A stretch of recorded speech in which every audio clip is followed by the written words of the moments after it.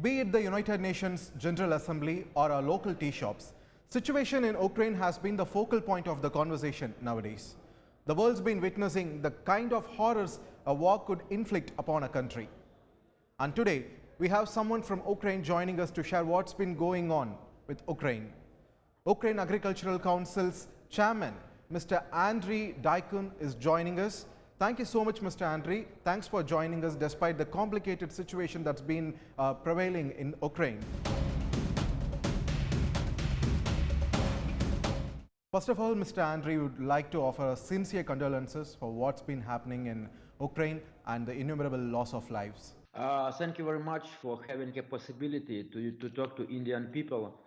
For 8 days in my country, there is a really crazy war which was started by Russians. They attacked our cities all over the country, and now we fight with them on the south, east, and west. They bring to Ukraine a lot of machinery, tanks, rockets, missiles. They destroy our cities, and it's like, for me, it's like Armageddon, and it's like some kind of Hollywood movie. But we are fighting. We have a quite strong army, and we try to keep them as far as we can. And actually, it's not like fighting Russian army against Ukrainian army. It's fighting Russian army against Ukrainian people, because we all are involved. For example, I am the chief of Ukrainian Agricultural Council, and we are working a lot on supplying our cities with the food and our army with the food. And we do everything like a farmer. It's for free. We just to do our best. And I know that it used to be that a lot of Indian students were studying in Ukraine, and I'm very sorry for that, for this situation, that now all these guys should leave Ukraine, and it's not easy to leave Ukraine. The line, because everything is blocked, and it's, yeah, honestly, it's real mess here. Mr. Andrii, where exactly are you in Ukraine and what's the current situation in your place? If we talk about in my place, I am located just in the middle of Ukraine. It's between the capital of Ukraine, Kiev, and our seaport, Odessa. The city is called Uman, and there is some warehouse for missile, and we have airport for military crafts. So almost every day we have attacks on our city by missiles. I think they use ship from the sea. They send these missiles to us, and people in the sea are building blocks. A lot of army guns in their hands, and I mean, we are not ready to give up. To be honest, we want to win this time from Russians, and we really feel very great support of the world. Many countries in the world are giving us, I mean, big support, and in terms of weapon, in terms of actually.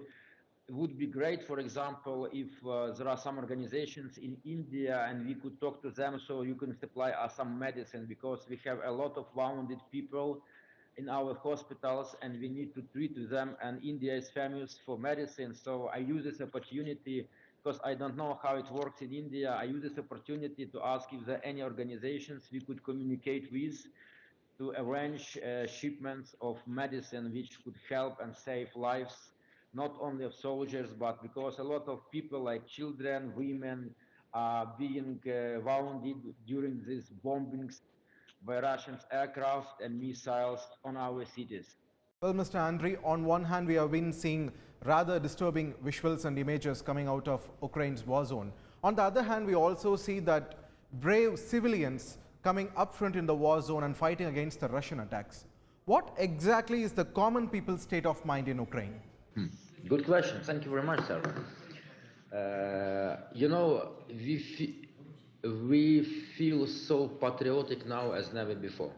This situation here, we like one country, it's like 40 million people in one fest, as I need to say.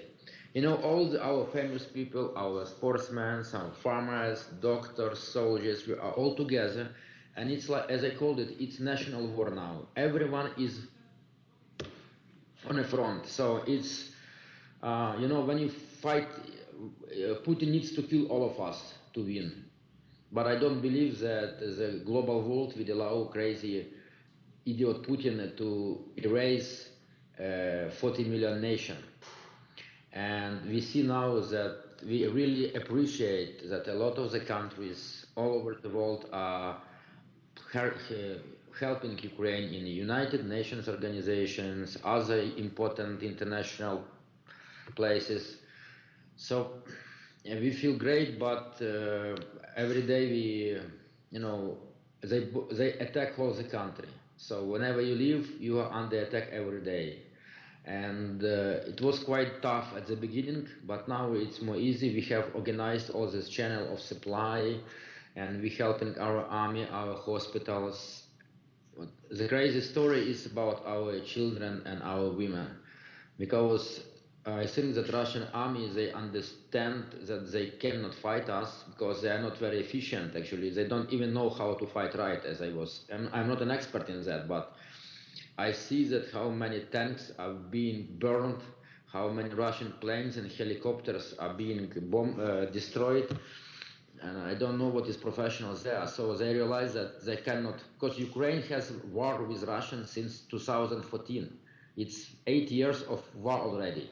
But for the rest of the world, it was shown by Russian propaganda that it's a local conflict.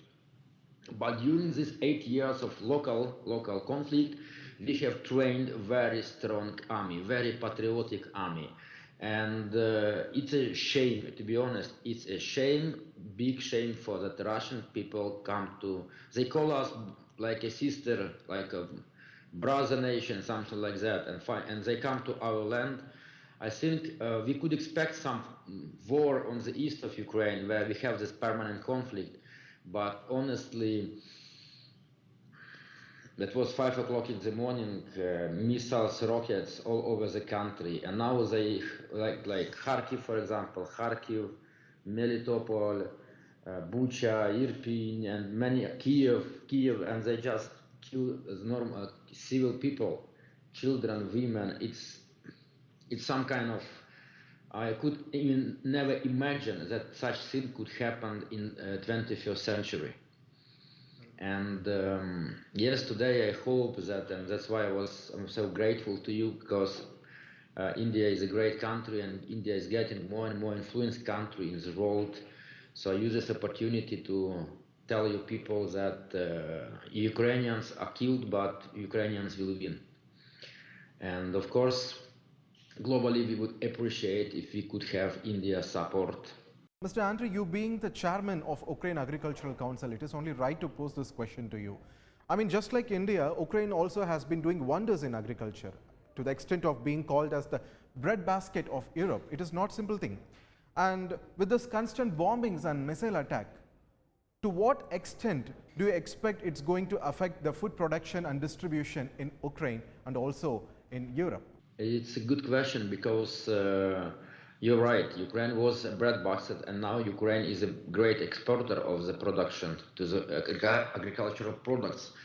And what is happening now? Now ports are blocked, we do not export anything, and now there is, we need to go to the fields very soon. And we can't go to the fields, because, when you cannot compete tractor with a tank. So if we will not go to the fields, we will not produce anything. And that would be a global problem. And you could see for last few days, the price for wheat in the world was growing almost double.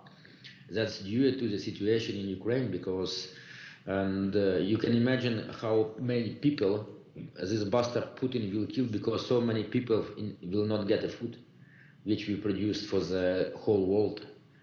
And that's really, it's not Ukrainian war anymore. It's a World War III, I would say. Mr. Andrii, while we worry about the food production and distribution in future, there is also a growing concern regarding the food distribution to those who are stuck in bunkers, shelters, and other safe havens. What is being done by Ukraine to make sure that everyone in Ukraine right now has access to food? Now what is done together with the Ministry of Agriculture and Ministry of Defense in Ukraine, for us, there is a priority in food supply for Ukrainian people on occupied territories as well. They just block our cities, and the cities which are not blocked, we supply the food. The cities which are blocked, for example, Kherson is blocked. We can't supply anything to Kherson. Kharkiv is not blocked, for example, or Kyiv is not blocked, so we supply food. We have enough food. All agricultural sector is mobilized. We have enough food to supply for the whole the country. You're right, we are breadbasket, we have a lot of food. But this food is from previous period, and the next period, the next crop will come in some months, and now we need to go to fields, and we can't go to the fields now. It's not only because the Russian tanks are around, because companies, they are afraid to supply seeds to Ukraine, or fertilizer, not fertilizers, chemistry and so on. And of course, we will do our best to go to fields, but as it looks like for now, if nothing will change in during next week, we will produce much less crops than before. Mr. Andrii, thousands of Indian students are pursuing their education in Ukraine, be it medical, engineering, or many other technical fields. Right now, in this tough situation, many are trying to flee the nation. On the other hand, many are stuck in various places in Ukraine. There is a widespread accusation that they are being subjected to, be it brown people or black people, they are being subjected to racism. What is your opinion about this? My opinion about that is very simple. I don't trust Russian propaganda. If you can talk to any people, brown or black people who lives in Ukraine, Ukrainians are very peaceful. You know, we are a very peaceful nation, and Russians, they want to show that we are Nazis, fascists, but we don't come to their homes and we not destroy them with aircrafts or missiles. Yes, it's tough. A lot of people are going to the border. It's too long to wait. People are stressed. All people are stressed. But there is, you know, there is nothing like we will not never go and do something bad to other nations, because we are more than tolerant country in that respect. Well, Mr. Andrii, United Nations, in Security Council and in General Assembly, India has abstained from voting against Russia. And we have been trying to maintain a balance in this entire issue while also promoting for peace in Ukraine. What is your opinion about India's stand in this entire issue, and how do you see India's decision to abstain from voting? That's actually was one of the reasons why I wanted to talk to Indian people, to Indian media. I think that you are too big and you are quite clever country and you know what to do. So I'm not your politician, but to keep this balance, for sure there was some reason for that.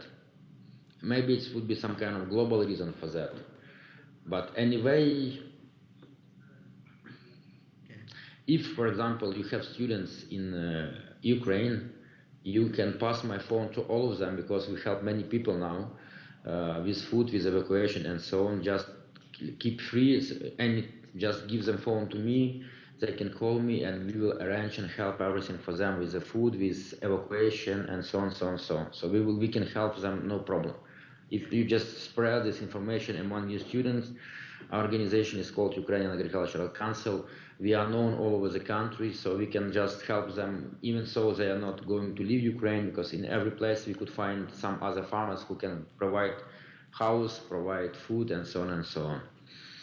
And for India and Ukraine, I would believe that we should be more closer, because we export a lot of food to India, and actually I think we need to have a better collaboration on political level. But you know, politicians, they are too busy now, so why don't we talk as a people? And finally, Mr. Andrii, what is the message that you want to convey on behalf of Ukraine to India and to the rest of the world? On behalf of Ukraine, I want to say that we don't want to have this war. We don't want to kill the Russian soldiers. We want to stop everything, and the more countries will support peace, the sooner the peace will start.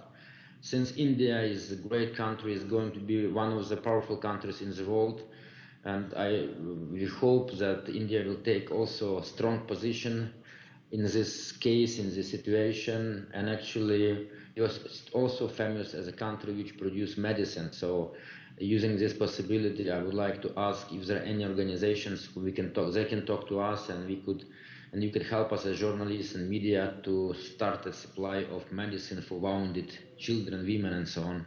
And when this entire thing gets over, what do you think the future of Ukraine is going to be? Ukraine will become one of the greatest countries in the world. Thank you so much, Mr. Andrii Dykun. Thank you so much for joining us and answering our questions.